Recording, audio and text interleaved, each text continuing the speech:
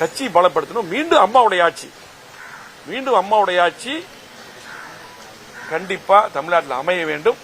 இது கட்சி எங்களுடைய உயிர். இங்க இருக்கிறவங்க எல்லாருமே கிட்டத்தட்ட நாங்கெல்லாம் ஒரு தலைமுறை தாண்டி அந்த கட்சியில் இருக்கிறோம்.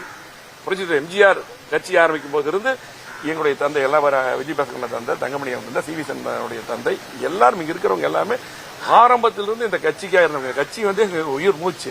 ஆகவே ஒரு தவறான கருத்துக்களை திரும்ப பதவிக்காக தயவுசெய்து இனியாவது எழுதாதீங்க. அதாவது யார் பதவி கொடுக்கணும் அவங்களும் தெளிவுபடுத்தி பேட்டியே கூட சொல்லிட்டாங்க 3 நாளைக்கு முன்னாடி. அதாவது நேற்று அமைச்சரா போடுறாங்க, அதுக்கு முன்னாடியே 2 நாளைக்கு முன்னாடி சொல்லிட்டாங்க. அவங்க அப்படி எதிர்பார்த்து வரல, எங்களுக்கு மக்கள் ஆதரவு இருக்கு, அந்த அடிப்படையில் தான் வர்றாங்க சொல்லி போட்டாகவே இப்படி பாத்தீங்கன்னா ஒரு பல கோரிக்கைகள். அதாவது நாங்க என்ன செயல்படுத்திருக்கோமோ சரி, இவங்க நீங்க வந்திருக்கீங்க அதை செயல்படுத்தணும். அம்மா அறிவித்த திட்டங்கள்லாம் கடந்த முறை திட்டங்கள் நிறுத்தப்பட்டது, அந்த திட்டங்கள்லாம் தொடரணும். இப்படி கோரிக்கை ஆரோக்கியமான கோரிக்கைகளை வச்சிருக்கோம். இதெல்லாம் பாத்தீங்கன்னா இதெல்லாம் யாருமே எழுதுறதில்லை.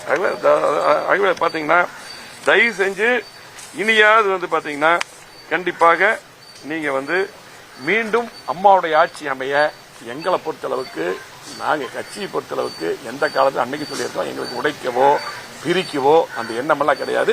எங்களை பொறுத்தளவுக்கு இன்னைக்கு தோல்வியை நாங்கள் ஒத்துக்கிறோம், அதை ஆராயணும், நாங்கள் ஆராய்வோம்.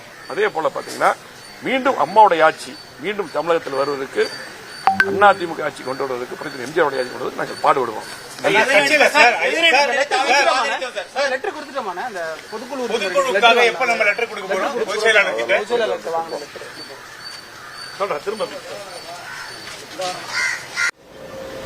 இன்னைக்கு கூட நாங்கள் பத்திரிகை மீட்டே தேவையில்லை நினைச்சிட்டு இருந்தோம். இருந்தாலும் கூட இன்னைக்கு கூட ஒரு குறிப்பா ஒரு சில பத்திரிகைகள் தொடர்ந்து நாங்க அமைச்சர்களாக பொறுப்பேற்க எல்லாம் பேசிட்டு இருந்தோம்.